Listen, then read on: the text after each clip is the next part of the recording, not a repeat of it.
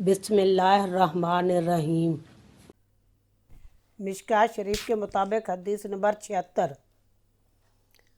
अनस रज़ियल्लाहु तआला अन्हु बयान करते हैं, रसूलुल्लाह सल्लल्लाहु अलैहि वसल्लम ने फरमाया, लोग एक दूसरे से सवाल करते रहेंगे हत्ता कि वो कहेंगे इन सब चीज़ों को अल्लाह ने पैदा फरमाया, तो फिर अल्लाह इज़्ज़ो जल को किसने पैदा किया? नाउज़ुबिल्लाह।